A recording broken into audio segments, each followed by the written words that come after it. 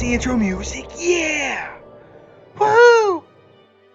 Welcome back. We're wrapping up December 2022, man. I can't believe this year has flown by. And I think the older I get, the more I say stuff like that. But it's true. Like, it really feels that way. I hope you had a Merry Christmas with your family, your friends, however you choose to spend it. And I know a lot of you decided to spend it in game because you like this place. At the end of the day, good, bad, whatever, this is a great community. And like, I legitimately believe that. This is an amazing place. And Merry Christmas. I really loved hanging out with y'all Christmas Eve. That was actually a lot of fun. So we're going to grade this arc. I'm not going to put the letters up on the screen. I'm just going to tell you what they are because I'm actually going to go through several layers in this video. And I want to get y'all's thoughts and comments throughout the rest of them.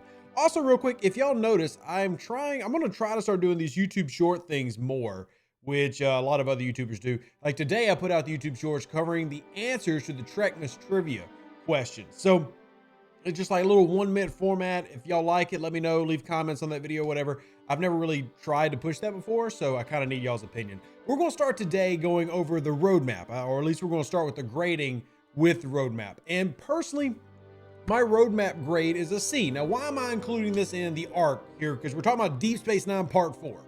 Only released, like the roadmap released in the middle of the arc, and I think it's only fair to cover it as we leave this year moving into next year. Now, we're not going to recap the entire year, and I'll actually do an entire video for that. But I do think that because it came out during the month, that can affect how we feel about things that are ongoing. I mean, logical, right? Makes sense. So I give the roadmap a C.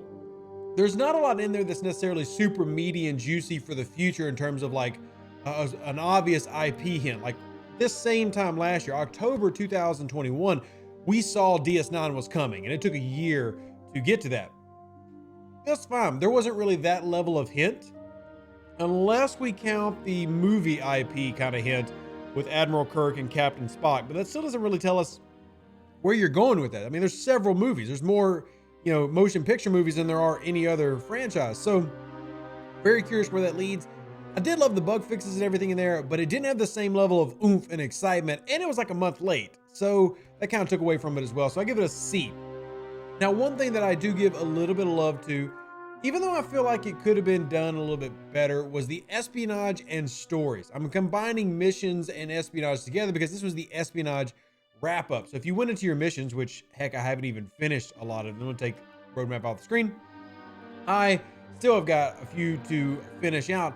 The actual missions for Deep Space Nine, I felt like were good. I mean, it's enjoyable story if you like story, and the way that it got tied into the espionage event so that you could, spend your rise and everything. And the reward ended up being you get an entire officer if you had participated and you guessed correctly. Everybody ended up with the new Kira versus the changeling Kira. I like that idea. The story was actually semi-good.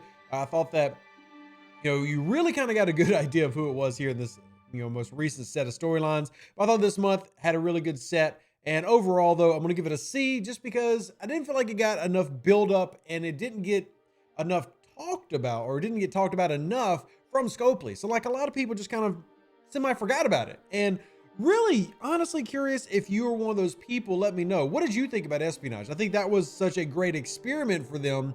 And I did love that it went multiple months. But I will say I agree with DJ overall that month 3 should have been the finale for Deep Space Nine as a story and as a set of features and everything. And this month, regardless of the grade, could have just done without being DS9. It could have been another anthology type arc. But C for espionage, because even though I liked how it got rewarded and in the payout, it felt like it struggled to keep the ball rolling and it lost interest over time. Now, one thing I do want to give a level of very positive praise on, and again, I always feel like some of this is, is everybody going to agree with Rev? You know what I mean? And communication, I just feel, has gotten so much better. And this month, I'm actually giving communication a grade that's extremely glowing. Here, communication. Here's an example of communication. This is Beck posting, just a couple days ago. This is a full list of the event store updates, server merges, who's merging with who's got a bye week on Infinite Incursions, the actual list of who's fighting who. The communication in December was fantastic. Now, we didn't always get what we wanted to hear. And what I mean by that is, obviously, the state of the game this month did not have as many answers, for example, as maybe some of you were wanting. And we did that live on Twitch and everything. That doesn't mean I thought that State of the Game was bad, just that usually you know you want answers, and sometimes there just aren't answers to be given from Scopely. And that's not Eco's fault. That's just how it is. But you had the treasury banner, the communication between the roadmap, all of the events that got changed. All of this had very up-to-date communication. I thought this was one of the better months all year long when it came to that. So shout out to Beck and Eco, the community managers, for making that happen and facilitating that all month long. I just felt like they did a good job. You basically saw somebody post from Scopely every couple of days in the official Discord with updates, things that are going on, problems getting addressed. And we're not used to that. So I really have to, that's a hand clap moment. You know, that's a very good thing to have. And hopefully that continues moving in as well. So that got an A for me as I'm doing the mission here in the background, finishing War Perspective. I saw it and I had to start it. All right, moving on to officers. So communication was an A. Officers is a B for me. The only reason it's a B is it's limited to how you use them. So what I mean by that is, for example, we've got Odo now, who I actually like as an officer. I didn't end up getting him in my event store. I chose to go another route simply because even though I think that his below deck ability is really, really good, I really do, a tier 1 officer with tier 1 stats isn't going to help me a lot where I am in the game right now. Whereas I took Miles to tier 4, I took Cisco to tier 2, I got the strike team battleship set. I just ended up going a different route, but Odo wasn't a bad route and he's a good officer. Jadzia Dax, also a great solo Armada officer, really, really good. And then Keen Eye is a pretty decent piercing for solo Armadas as well. The only reason I'm giving these officers a B overall is they're very specific in how you use them. You know, like Julian Bashir being solo Armadas. And because they're so niche, they take away some of the excitement of, you know, getting them and wanting to put them in your game and use them. Like Kira Nerys. So is anybody really excited about shield mitigation versus an assault? I don't really say. And a lot of this is assaults are bad. We'll get to assaults in a second. But assaults flopped tremendously bad this month, and because of that, officers related to assaults, not really my cup of tea, not anything I'm going to get excited about. And that doesn't mean the entire month was bad, but the officers end up, that's their one issue I have. Sourcing better this month. Sourcing actually for free to play, if you chose to do this with your event store loot, free to play would have gotten Odo and a rare officer completely free to play. So you had great sourcing and you had overall, they're good and they work. Now, excitement level, maybe not the highest, but I don't think that's the fault of the officers. It's more of their niche. So I gave them a little bit of a worse grade there, a little B grade there. Event store, I give an A grade too. I thought the event store was great. Now, many viewers like, hey, some things I wanted weren't there, et cetera, et cetera. And I acknowledge that. If you remember from the State of the Game podcast, Eco talked about that there's a certain, basically a number of things that they want in the event store, and they don't want too many things in there. So there's a limit. So they have to take some things out to put some things in. But overall, I thought there was something for everybody. I love some of the new additions to the event store that we've been asking for. For example, G4 ship and G5 ship blueprints got added. First time we've had that. And even though there's a limit, that's a big deal. For those that don't know who aren't there yet, like a rare G4 ship, 500,000 faction credits. An epic, 1 million. So if you can get 35 BPs or something, that saves you a lot of time in the game. And I thought that was a great addition. Obviously, there's some things that we wanted in there as well. You know, for example, we talked about espionage. There were rewards for that. Some people, like myself, weren't able to finish and get the Cardassian Disruptor, and I'm 5 shards short. And that did not come in here. But overall, I thought the event store is one of the better ones they've ever had. You know, in terms of the officer selection, the flash sale type things they did. I have good and bad to say about them in terms of, I wish I would have known they were coming, but a lot of people got Armada loot. You know, a lot of people got several different things here that ended up working out. So the event store, I give an A, but loot totals, I give an A+. You know, DJ talked about this in the State of the Game. They mathed it out. We knew that you were going to get enough to get Odo for sure. And I said that in my videos leading up to this one. I talked about our event store video, that you were going to be able to get Odo if you wanted him. And that's exactly what happened as a free to play. If you did all your events, not counting leaderboards, not counting doing extra tickets, you got plenty to get Odo and still finish with more. Free to play doing all the events should have got right at 600,000 event store loot. Plenty to get Odo, as well as go after a couple other things. We have had people get 1 million or more who were spenders or maybe did really great on leaderboards, did all their tickets, because some free-to-play players, they save up their tickets for event store months so they could do stuff like this. I ended up with around 900,000. And obviously I've spent a lot of that. Again, I already told you, I took two officers, tiered them up multiple times and got several, I think I've got total 5 different sets of officer shards. Also got Syndicate XP, which is a go-to for me in terms of spending.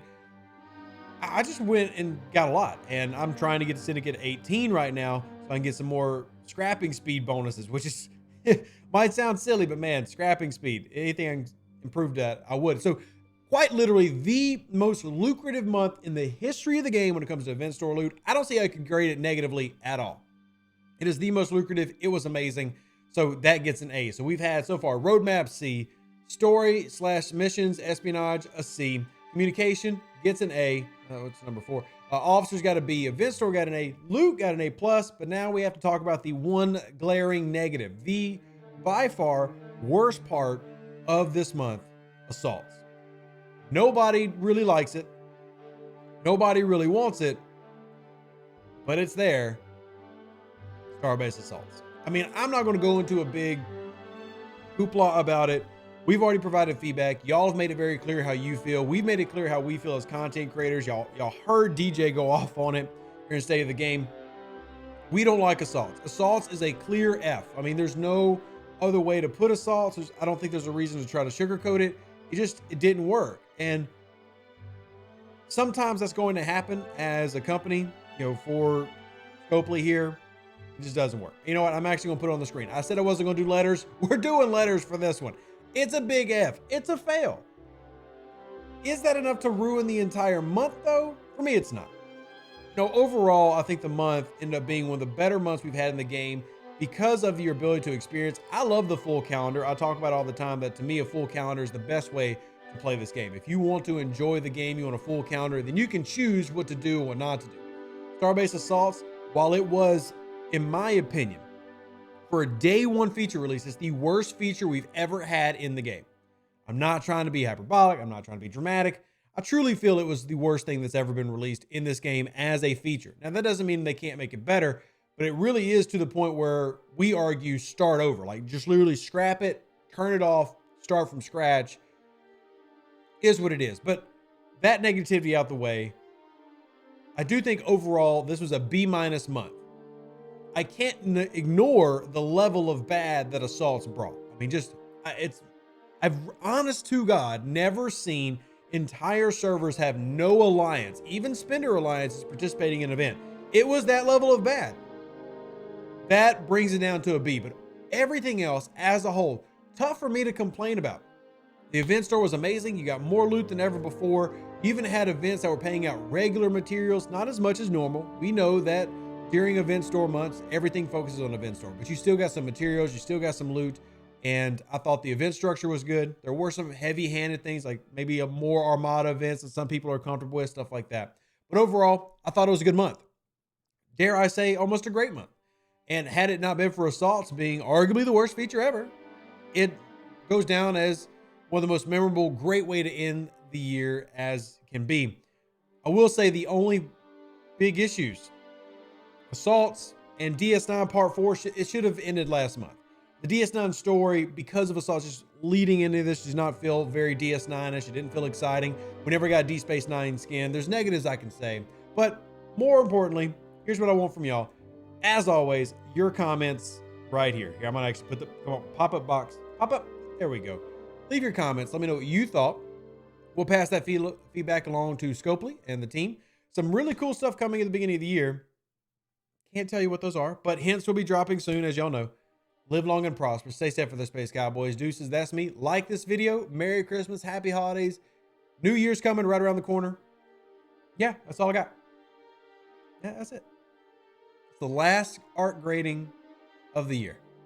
Wild. 2023, here we come. An even better outro than the intro. For the Empire and glory to your house.